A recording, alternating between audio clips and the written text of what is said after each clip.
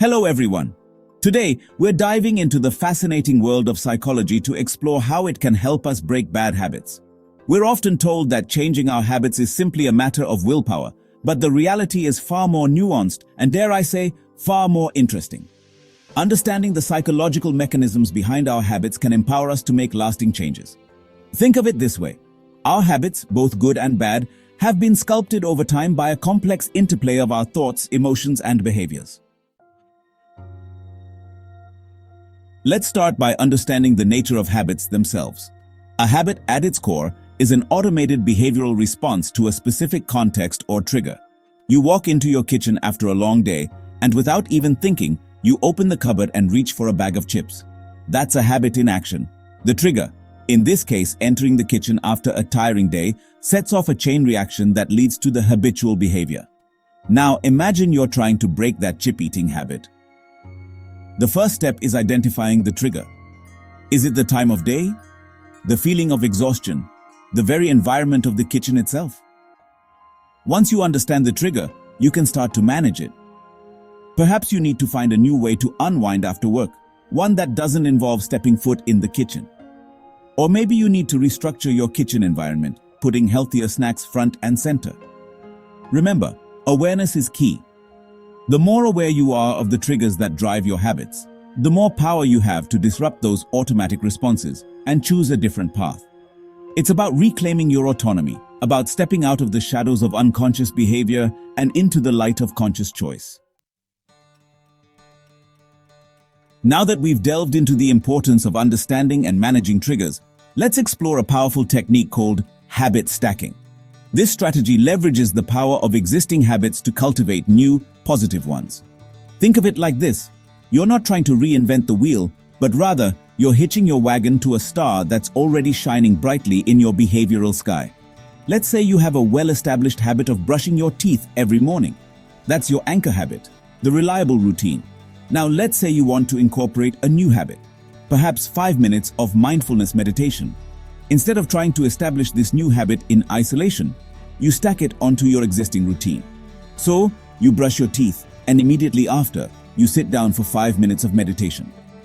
The completion of the first habit acts as a trigger for the second. Over time, this connection strengthens, and the two behaviors become intertwined. You've essentially built a new positive routine by leveraging the momentum of an existing one. Let's face it, simply trying to eliminate a bad habit without replacing it with something else can be like trying to hold back the tide. It's a recipe for frustration and relapse. That's where the principle of habit replacement comes in. It's not enough to simply extinguish a negative behavior. You need to fill that void with something positive, something life-giving. Think of it like this. Imagine you have a beautiful, lush garden. In the midst of all that vibrant life, there's a patch of weeds threatening to choke the beauty around it. You wouldn't simply pull up the weeds and leave the soil bare, would you? No, you'd replace those weeds with something beautiful, something that will flourish in that space. The same principle applies to our habits. Let's say you're trying to break a habit of mindless snacking in the evening. Instead of simply trying to resist the urge to snack, try replacing it with a more positive behavior. Maybe you brew a cup of herbal tea and curl up with a good book, or perhaps you engage in a relaxing hobby like painting or playing an instrument. When it comes to breaking bad habits and embarking on a journey of self-improvement, setting clear, well-defined goals is like having a compass to guide you through the wilderness. Without that sense of direction, it's easy to get lost in the undergrowth of ambiguity and lose sight of what you're truly aiming for. Think of it this way. Imagine you're setting out on a cross-country road trip. Would you just start driving aimlessly, hoping to stumble upon your destination? Of course not. You'd map out your route, identifying key milestones and landmarks along the way. The same principle applies to breaking bad habits. Instead of simply saying, I want to eat healthier, set a specific, measurable, achievable, relevant, and time-bound goal. For example, you might say, I will cook a healthy dinner at home at least 4 nights a week for the next month. Self-monitoring. It's a term that might sound a bit clinical, but it's actually a powerful tool for personal transformation. Think of it like this. Imagine you're a scientist in a laboratory, meticulously observing and recording the behavior of a fascinating new species. Well, in this case, the fascinating new species is you. and the laboratory is your own life. By paying close attention to your thoughts, emotions, and behaviors, you gain invaluable insights into the patterns that shape your habits. It's about becoming a detective of your own actions, uncovering the hidden clues that reveal why you do the things you do. Now, self-monitoring isn't about judgment or self-criticism. It's about cultivating a spirit of curiosity and non-judgmental observation. You're simply gathering data, like a scientist objectively recording their findings. We are, by nature, social creatures. We thrive in communities, drawing strength and resilience from the connections we forge with others.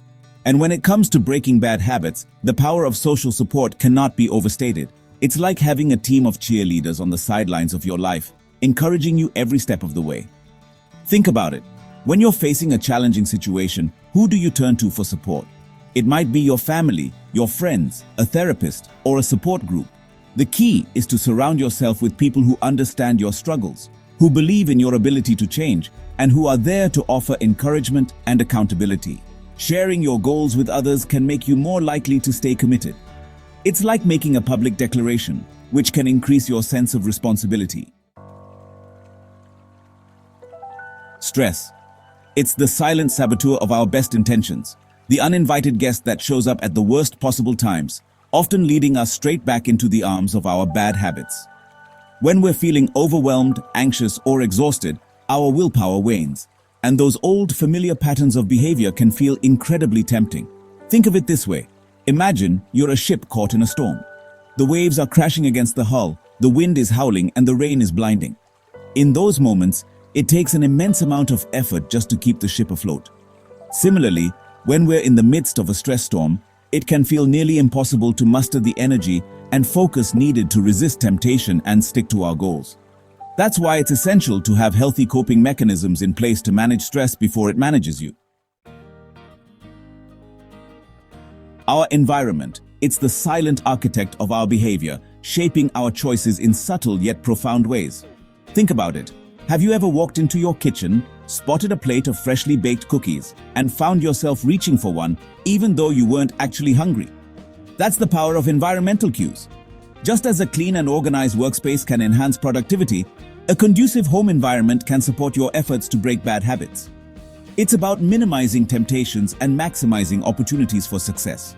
Let's say you're trying to reduce your sugar intake.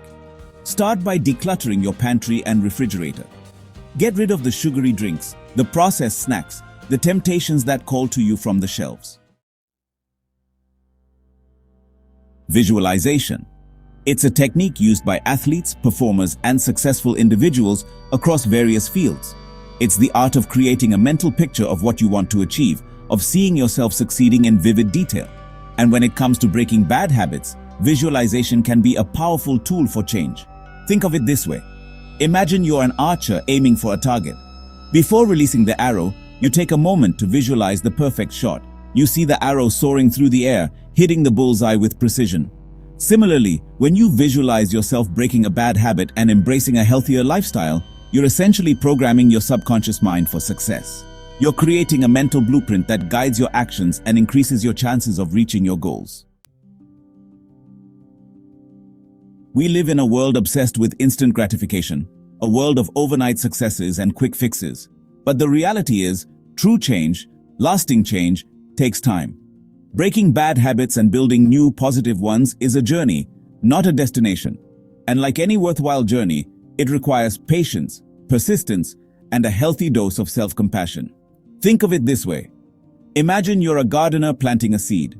You wouldn't expect to see a sprout emerge from the ground the next day, would you?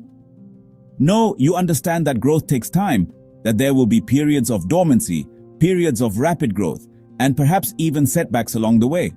The same principle applies to breaking bad habits. There will be days when you feel like you're making great progress, and there will be days when you stumble and fall. The key is to not let those setbacks derail you, to not give up on yourself when the going gets tough. We've covered a lot of ground today, exploring the psychological underpinnings of habits and the strategies that can empower us to break free from those that no longer serve us. Remember, it's not about achieving perfection, but about making progress. Each small step you take toward a healthier, more fulfilling life is a victory worth celebrating. Try these strategies and see the difference they can make in your life. Start by identifying one habit you want to change and apply the principles we've discussed today. Remember, you're not alone in this journey. Don't forget to like, subscribe, and share this video if you found it helpful. See you next time.